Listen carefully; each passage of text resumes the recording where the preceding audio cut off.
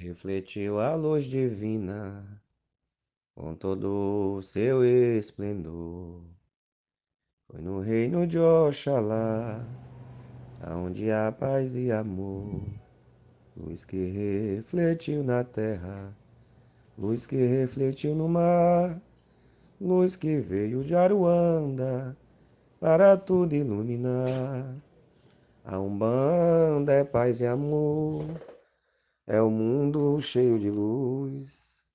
É força que nos dá vida e a grandeza nos conduz. Avante, filho de fé, como a nossa lei não há, levamos ao mundo inteiro a bandeira de Oxalá. Gente, bem-vindo a mais um vídeo, da página. Eu sou o pai Jefferson Félix, do Sete Encruzilhada. E como prometido no vídeo anterior, eu disse que ia buscar pessoas de conhecimento que pudessem agregar, pudessem compartilhar conosco, da sua vivência, dos seus conhecimentos sobre a Umbanda. Como estamos no mês de abril, dedicado a Ogum, a Falange de São Jorge, o tema vai ser esse, São Jorge Guerreiro, a sua Falange, como se diz, E eu conduzo ao terreiro, Centro Espírita de Umbanda Pajacuá e Viramundo, que eram os meus avós, certo? Mais à frente a gente vai frisar e fazer vídeos referente à casa, propriamente dita. E eu estou aqui na casa do meu amigo, pai Joacílio, do Nego Gesso, que é um amigo em particular, um amigo da casa, certo? E ele é a primeira pessoa que vem aqui para agregar, para compartilhar do que ele conhece sobre a falange de Ogum, certo? Os cavaleiros de São Jorge, como se fala, certo? Joacílio, satisfação Olá, de ter aqui. olá, é uma satisfação imensa recebê-los aqui na minha casa, na tenda da Renovação Umbandista Exu Sete Montanhas. Inicialmente eu quero fazer uma saudação aos nossos mensageiros das encruzilhadas, nossos queridos Exus, nossas queridas pombogeiras, que nos dê luz e orientação para que nós possamos falar da melhor forma possível. E depois cantar, fazer uma saudação ao nosso pai Ogum, ou Ogunhê, e cantar uma corimba em homenagem a São Jorge Guerreiro, que é o santo católico sincretizado com o nosso pai Ogum. São Jorge da Capadócia, rondai o meu terreiro. São Jorge da Capadócia, rondai o meu terreiro. São Jorge da Capadócia, rondai o meu terreiro. São Jorge da Capadócia, rondai o meu terreiro. Ai meu São Jorge, ai meu São Jorge, ai meu São Jorge guerreiro, meu São Jorge, ai meu São Jorge, mandai força pro terreiro. Ô Gunhê, Saravá Ogum, salve a espada gloriosa do meu pai Ogum. Certo, e assim, para início, Joacílio, eu queria que você falasse sobre a falange de São Jorge Guerreiro dentro da Umbanda, a sua importância, digamos assim, se caso exista, quais os principais guias que atuam nela, de frente, vamos dizer assim. Sim, falar de Ogum na Umbanda falar da Umbanda é sempre uma matéria complexa. Eu nunca encarei assim falar da Umbanda com muita naturalidade, porque é uma religião muito vasta, uma religião muito profunda para a gente conhecê-la. Mas sempre que eu falo de Ogum na Umbanda, eu costumo falar o seguinte, que cada Ogum na Umbanda pertence a uma linha. Por exemplo, o Ogum Rompe-Mato pertence à linha de Oxóssi, ele é o guardião da entrada das matas na lei da Umbanda. O Ogum Iara, ele pertence à linha das águas doces, trabalha nos rios, nos lagos, junto com a nossa mãe Oxum e mãe d'água, e assim sucessivamente. Assim isso se estende aos demais Oguns. Por exemplo, nós temos o Ogum Megê, não é? O Ogum Megê, ele trabalha na encruzilhada e trabalha também no cemitério. Ele trabalha diretamente com o nosso povo da esquerda, como se diz, né? Os nossos companheiros, nossos mensageiros Exus e Pombogeiras. E ele trabalha também com o Pai Omolu, dentro da visão do que é o Omulu na Umbanda, né? Que a gente tem que fazer essa distinção. Não no candomblé, não é isso? Não no candomblé.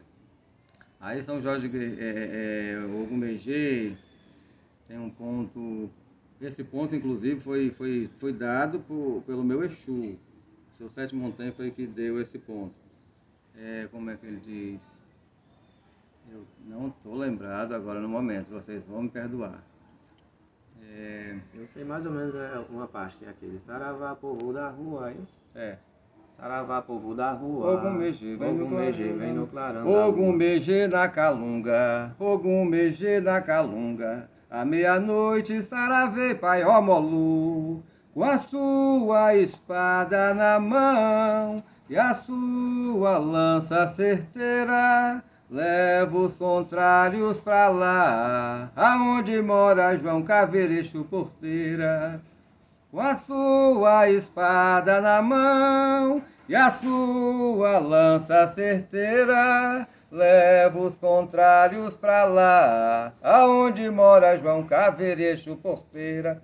Como a própria Corimba já está dizendo, né?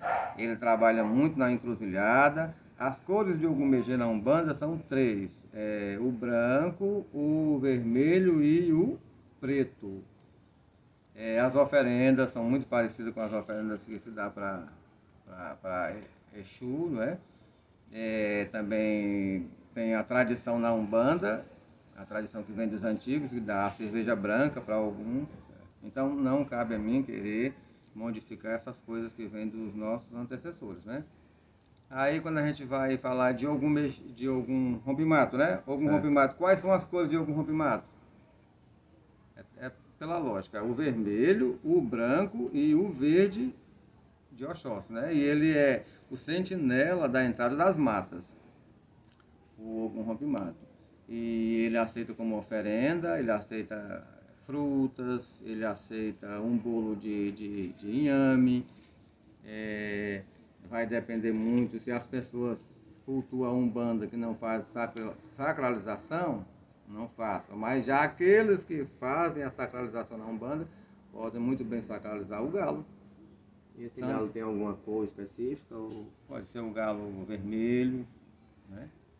Para o branco ou o vermelho, né? Depende da situação, né? Que cada um queira. De quem faça, né? Assim? Exatamente. Aí vamos lá para o Ogum Beira-Mar. Ogum Beira-Mar é conhecido desde os tempos antigos como o sentinela, o guarda de honra de Mãe Iemanjá. Então ele é que fiscaliza, porque o Ogum é um sentinela, né? Ele fiscaliza, não se pode fazer nenhum tipo de obrigação na praia, sempre sem que antes faça uma saudação ao Ogum Beira-Mar, né? Saravá Ogum Beira-Mar, me dê sua permissão, vai lá, coloca alguma oferenda para ele. Se não tiver, peça pelo menos a permissão, cante um ponto e vai lá fazer sua obrigação nas águas. Pedir permissão para adentrar o reino, né? Exatamente. Lá nas águas já tem o que? Alguns 7 ondas, né? Porque o Ogum Beira-Mar, ele fiscaliza a margem, né?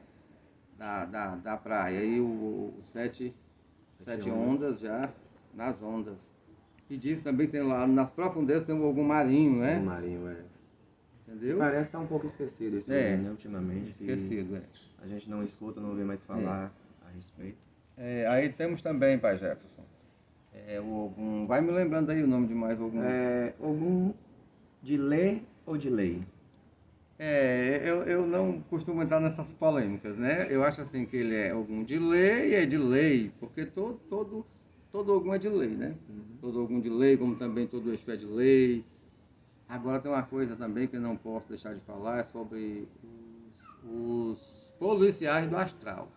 Na lei da Umbanda existem os policiais do astral, que são Ogum, a falange de Ogum e os Exus de lei.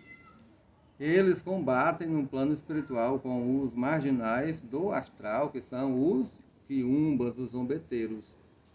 Existem batalhas, existem guerras. Quando eles são capturados, eles são aprisionados na primeira esfera do mundo espiritual, que é abaixo da terra. Para nós, a gente não usa essa terminologia de dizer que é inferno, mas é o reino da Quiumbanda. Mas sempre que eu falo de Quiumba, eu gosto de acrescentar algo para que não seja mal interpretado. Durante toda a minha trajetória, porque eu entrei para a Umbanda em 1976, eu sempre soube que os quiumbas são os marginais do astral. Mas também, durante essa trajetória, eu conheci poucos médios, eu conto nos dedos, os médios que trabalharam com quiumba. E eu não estou aqui para discriminá-los. Quando o médium incorpora um quiumba, aquele quiumba já está doutrinado, já está trabalhando sob a ordem do Exu da tronqueira. Não é isso? E ele tem tudo para evoluir dentro desse contexto. É diferente daquele que está solto, né? Que não quer obedecer a ninguém, que só está lá para fazer qualquer coisas espúrias, digamos assim, não é? Coisas que muitas vezes são atribuídas aos Exus, que na verdade os Exus não fazem, são os quiumbas que fazem. Então, dito isso, esse quiumba, ou incorporando no Pai de Santo, ou mesmo que não incorpore, mas ele pode ser afirmado, né? A pessoa vai dar oferenda, bebidas. E aí vai, digamos, fazendo uma doutrinação. Seria isso? Exatamente, uma doutrinação. E os marginais do astral, os policiais do astral. Quando eles são acorrentados, eles são aprisionados na primeira esfera do mundo espiritual, que é uma região correspondente ao inferno. Mencionando as escrituras sagradas, que algumas pessoas, infelizmente, da nossa religião não gostam, mas eu me acho no direito de mencionar. Tem lá uma parábola dita por Jesus, que o homem pobre morreu, era o Lázaro pobre, morreu e foi para o reino, né? Lá o reino celestial, onde estava Abraão. E aquele rico, que era muito sovina, que ele dava só os restos que sobravam, as migalhas para o pobre. Ele foi para o inferno. Na linguagem umbandista, ele foi para o reino da Quiumbanda e o pobre Lázaro foi para o reino de Obatalá, que é o reino de Deus que Jesus falou, que é o paraíso budista, que é a mesma coisa. A nossa religião é uma religião completa, é uma filosofia umbandista. Então, teve um diálogo entre os dois. Ele estava sofrendo lá no reino, né, no reino da Quiumbanda. Ele disse: Lázaro, pede o pai Abraão para molhar uma esponja, deixar ao menos algumas gotas de água cair na minha língua. Minha garganta está seca, que eu estou sofrendo muito, aqui é muito quente. Aí, resumindo, Jesus disse que não tem passagem de lá para cá. E muitas pessoas interpretam errado, dizendo que quem está lá no inferno não vai sair nunca. Mas não se trata disso. Como é que vocês acham que a pessoa que está na esfera mais baixa vai dar um salto e vai logo para o reino de Deus? Não é muita prepotência? Primeiro é como vai galgando degraus. Quando sair dali, ele só vai sair dali quando ele se arrepender. Ainda tem essa questão. A Bíblia diz também, em 1 Pedro, que quando Jesus morreu, ele foi até o inferno resgatar as almas que estavam presas desde o tempo do dilúvio.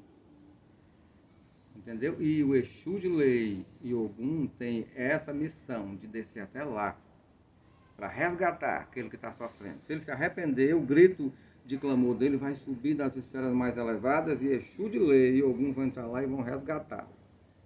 Um espírito que tenha muita luz, mas que seja fraco, não aguentaria ir lá. Eu, por exemplo, quando está muito quente, eu só falta morrer. Aí eu digo, eu rezo bastante para quando morrer não ter que ir para lá, porque eu não ia aguentar, que diz que é muito quente, é um calor terrível. Então eles são resgatados e levados para onde? Para a segunda esfera do mundo espiritual, onde existem os hospitais celestes, os doutores da lei. Eles vão ser tratados e de lá, quando eles cumprirem a missão, eles estiverem lá recuperados, eles vão subir para a terceira esfera. Na terceira esfera, todas as religiões formaram seus próprios santuários. E é lá que está o santuário sagrado da Umbanda, chamado de Aruanda. Então são muito, muito elevados nossos guias, nossos mentores de luz. Então são 3 esferas, não é isso? Depois tem a quarta, a quinta, a sexta, até chegar na sétima, que é infinita, que é o reino de Deus, que é o paraíso celestial, e que eu, orientado pelos meus guias, batizei de reino de Obatalá. E lá mora o quê? Mora grandes orixás como Ajalá, que é cultuado na Nigéria e no Candomblé, é Orumilá, mas também moram Jesus Cristo, moram Buda, moram tantos santos da igreja, habitam lá. Elevados, né? Nosso Senhor Jesus Cristo, o anjo Miguel, o anjo Gabriel, a Virgem Maria. Me permita uma pergunta.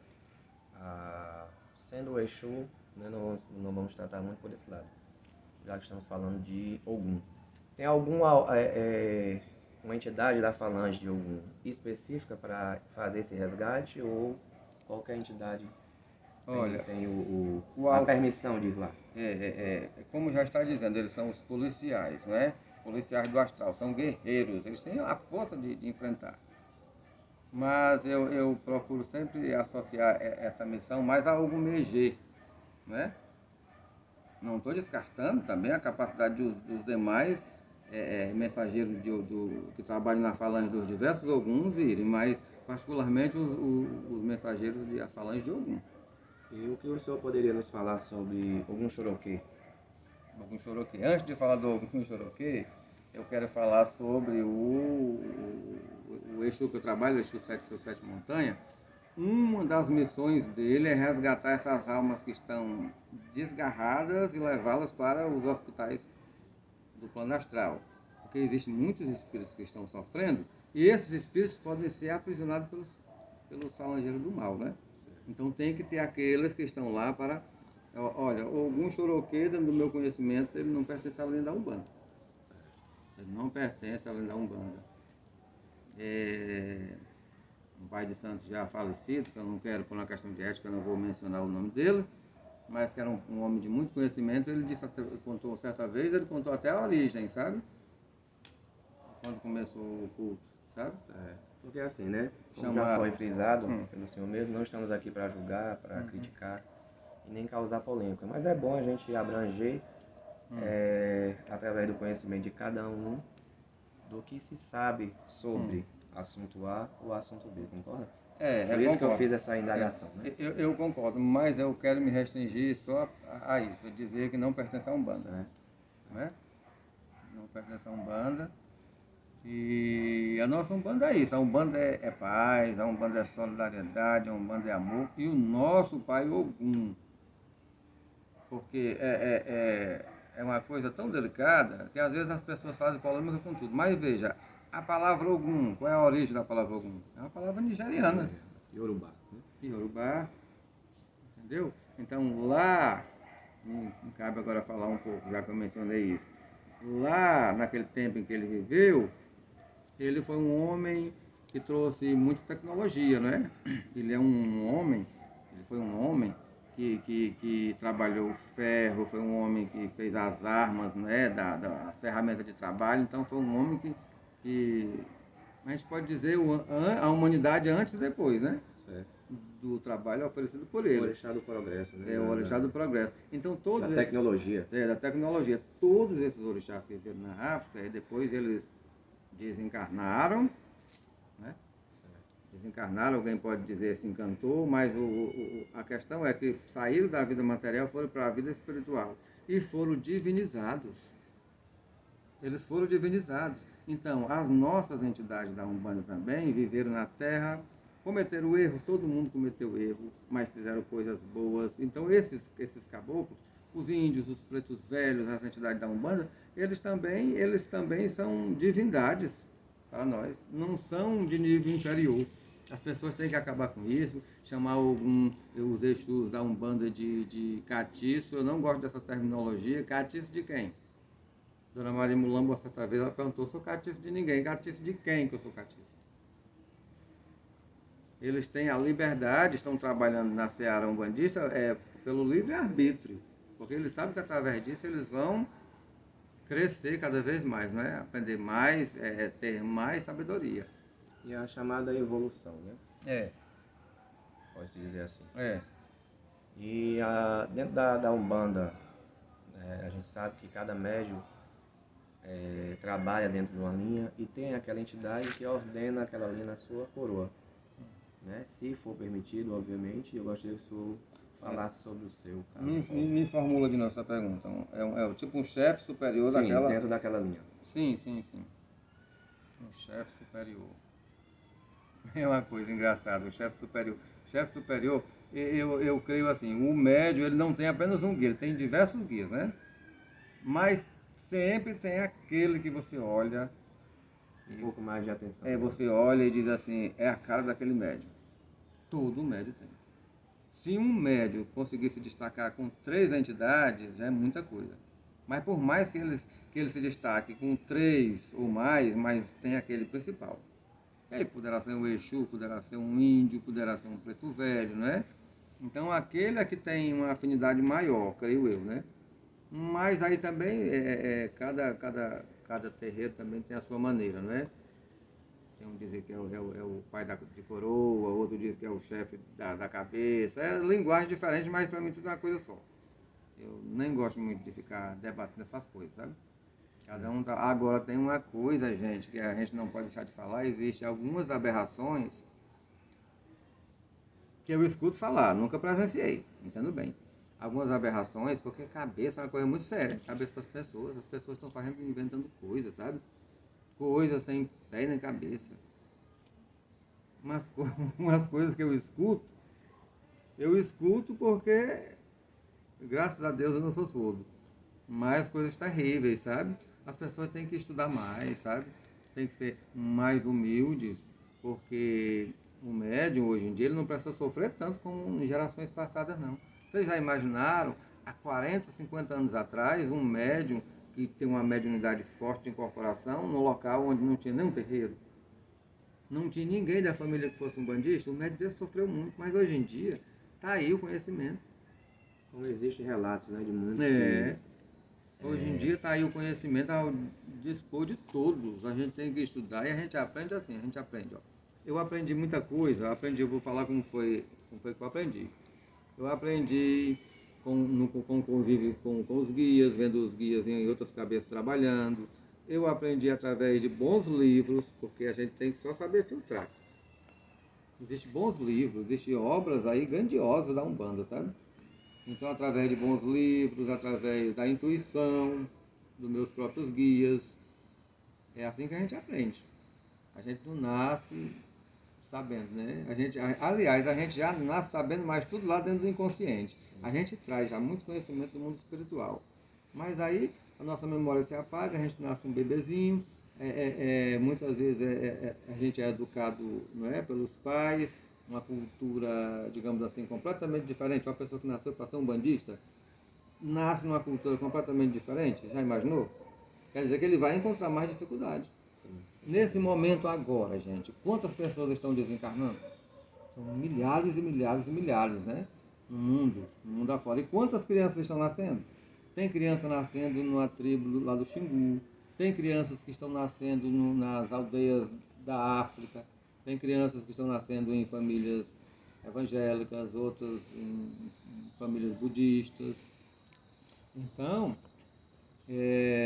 essas crianças vão ser educadas conforme aquela cultura, não é? E muitas vezes começam a incutir o preconceito na cabeça das crianças. Eu tenho, sabe? Me perdoem porque eu não sei o versículo, mas me permita mencionar de novo as escrituras. Que um bandista tem que conhecer para quando for debater com certas pessoas que se arvoram assim, conhecedores, que já estão salvas.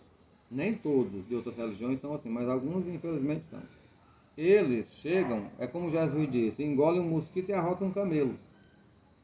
Em 1 Tiago, eu não sei o capítulo, está escrito, a verdadeira religião para Deus, o nosso Pai Celestial, é visitar os órfãos e as viúvas nas suas tribulações e se resguardar das impurezas do mundo, da corrupção do mundo. Então essa é a verdadeira religião. Quem crê na Bíblia como eu, está explicado, não tenho mais dúvida.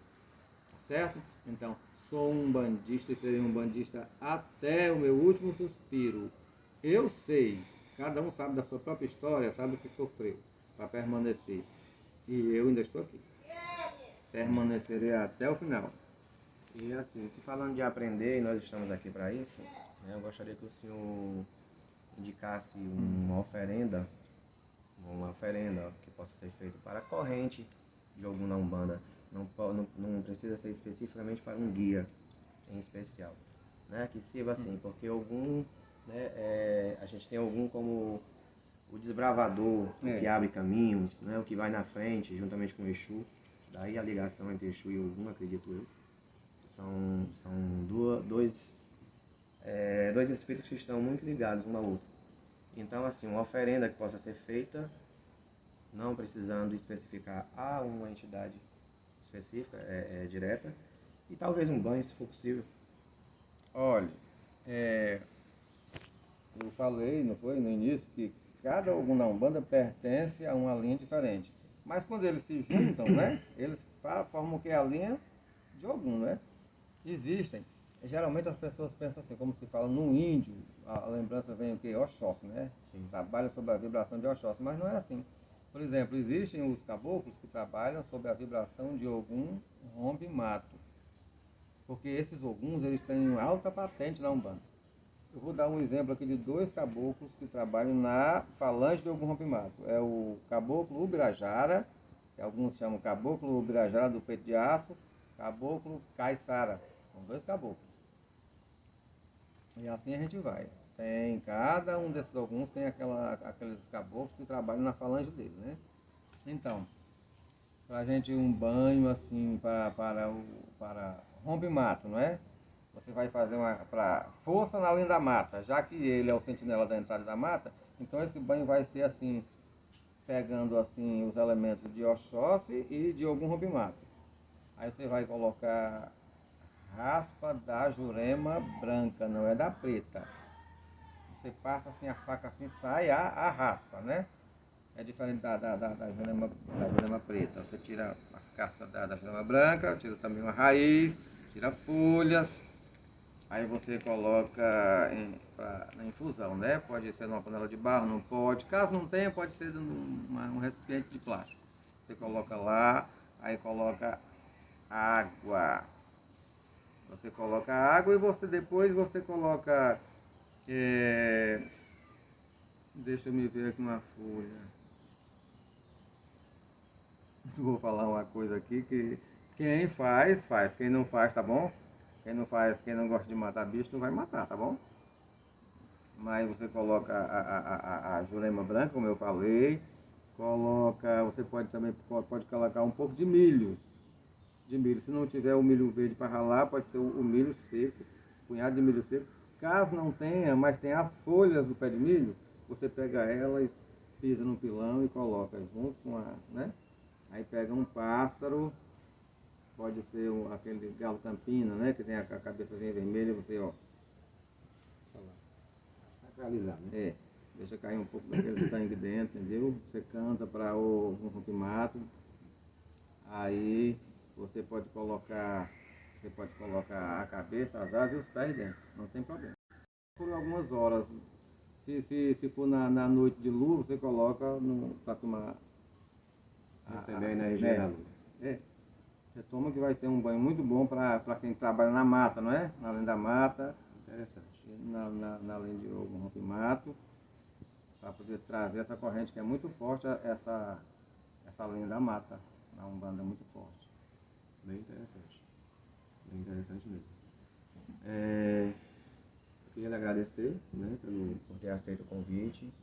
Espero que seja o primeiro de vários vídeos que a gente possa fazer para engrandecer a nossa religião, nossa Umbanda, trazer um pouco de conhecimento, né, porque conhecimento nunca é demais, não é verdade? Eu penso assim. Espero que todos gostem do vídeo que vai ser apresentado. Paz do Acílio, do Caboclo Nego Gesso, o Exu Sérgio Montanha, que é um Exu muito bom. Eu sou prova viva disso, porque já me consultei muito com esse Exu, certo? Sigam, digam o seu canal para que todos possam seguir, né? É o Sagrado Sem Mistérios. Sagrado Sem Mistérios. Inclusive esse vídeo vai para a página do terreiro, né? O terreiro do Caboclo Viramundo de Pajacó, e vai para o meu canal. Tá certo? E deixa eu só falar, antes de me despedir, que o primeiro terreiro que eu frequentei foi de uma senhora já falecida, a dona Francisquinha, que depois fez santo com o meu pai de santo. Era de Xanguaganju. O segundo terreiro foi o terreiro do seu Raimundo Índio, onde lá eu fui batizado e aprendi muitas coisas também com ele. Depois o terceiro terreiro o terreiro que eu mais durei, foram as 2 décadas, viu? Que eu frequentei o terreiro. Todas as baias estavam lá, no tempo da Dona Aldeide. Então faz parte da minha história, né? Eu estou falando desses 3 porque são a minha referência assim, dentro da Umbanda. Foram as pessoas que realmente me influenciaram bastante, sabe? Ela foi que me fez várias obrigações, a preta velha dela passava obrigações, eu vim para a mata, passei um dia inteiro na mata, depois para a cachoeira para fazer amaci. Aí eu não posso dizer que foi a primeira que fez isso, então eu tenho que reconhecer ela como minha primeira mãe de santo, né? A Certo? dona Frasquinha, né? É. Dona Francinha, que depois fez o santo. Madrinha Francinha, que depois foi iniciada no Candomblé. Depois foi o Raimundo Índio, que ainda é vivo, e depois a Dona Aldeide, do Caboclo Viramundo. Então passei muito tempo lá. Então é um terreiro que eu fiz parte daquela egrégora naquele terreiro. E a Dona Aldeide, eu posso então dizer dela que ela, desde o início, ela começou de uma forma e foi até o final, sem acrescentar nada. E as pessoas, às vezes, elas trabalham de um jeito, depois misturam outras coisas, e ela não, sabe? Sempre foi daquele jeito. Por isso, o meu respeito. É bom relembrar, né? Os tempos bons da Umbanda, como a gente conversa. Aí depois... Não que hoje não seja, É. mas... Aí depois dela, quando ela desencarnou, ficou lá a mãe Salete, não foi? Isso. Querida Salete, que eu mando um abraço. Aí depois ficou quem? Eu.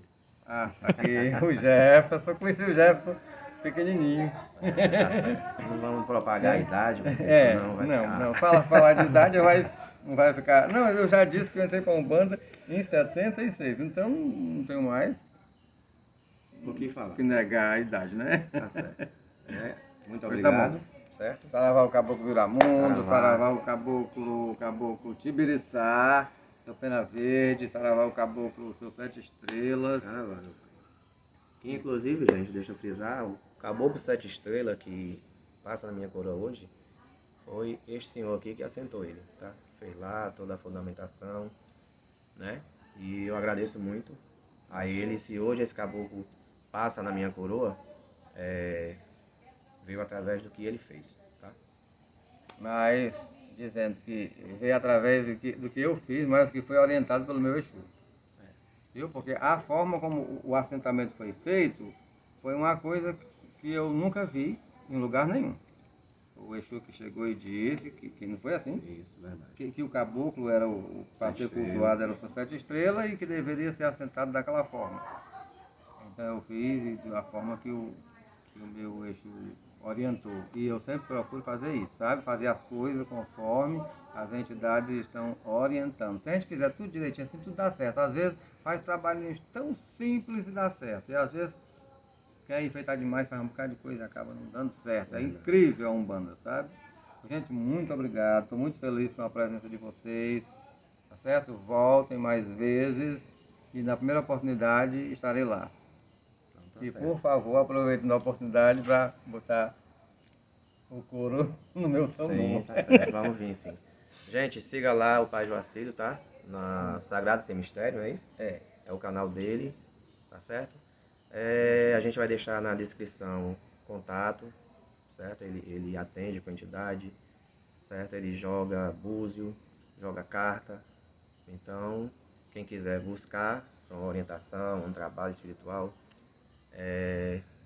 eu acredito que ele vai atender com toda a satisfação. E dizer só mais uma coisa. Já que eu falei tanto na Dona Deide e o seu José, né, que foram os fundadores do terreiro, aí também eu quero estender também os meus respeitos a toda a família espiritual dela, né? Que ela deixou, né? Aqueles a quem ela desenvolveu, e depois vieram outros, né? Que são os descendentes dos filhos, né? Tudo faz parte, tá bom?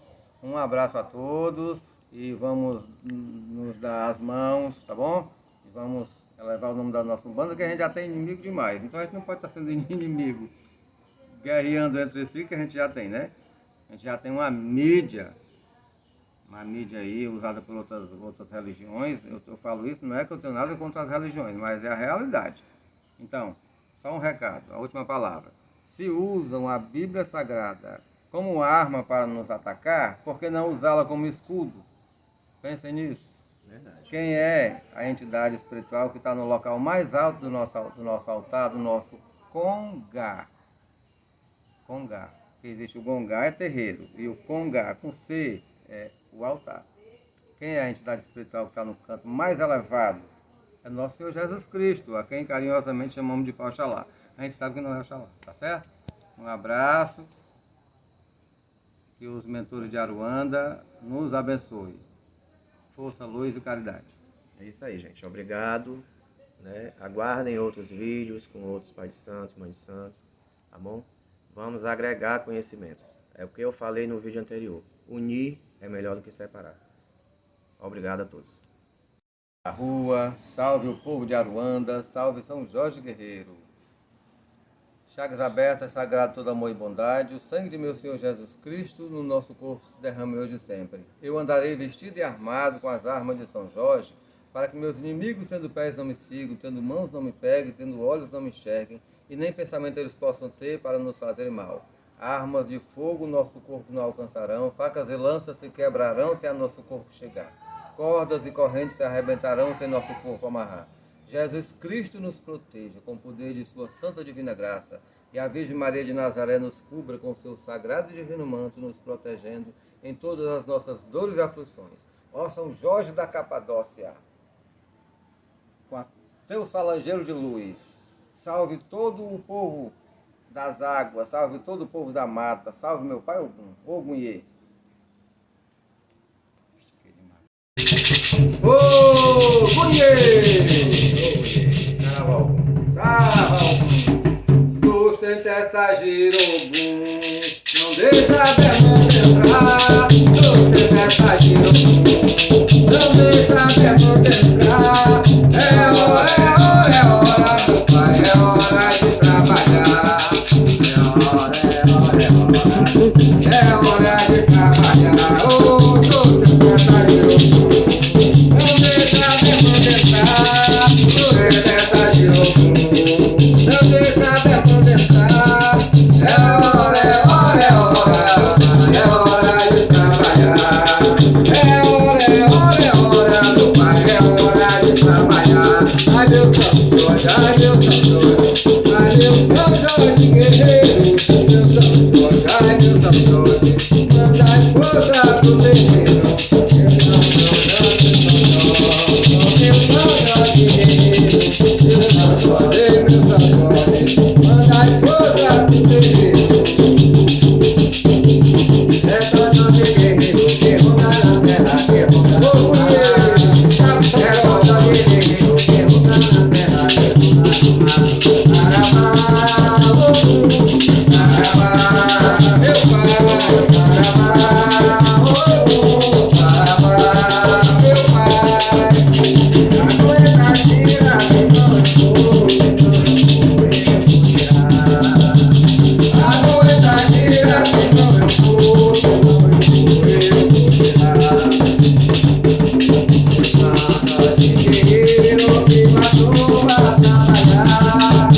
São Jorge Guerreiro que matou pra trabalhar. Mas trabalha pra se jogar, pra seguir seu general. Mas trabalha pra se jogar, pra seguir seu general. São Jorge da Capadócia, ondai o meu terreiro. São Jorge da Capadócia, ondai o meu terreiro. São Jorge da Capadócia, ondai o meu terreiro. São Jorge da Capadócia, ondai o meu terreiro. São Jorge da Capadócia, ondai o meu terreiro. São Jorge da Capadócia, ondai o meu terreiro. Ogunhê, que a espada poderosa do nosso Pai Ogum nos guarde e nos proteja. Sim, sim. Que nossos inimigos não tenham pés para nos seguir, nem mãos para nos tocar, nem arma de fogo, nem arma cortante há de nos atingir, que nem pensamento eles possam ter para nos fazer mal. Salve São Jorge Guerreiro.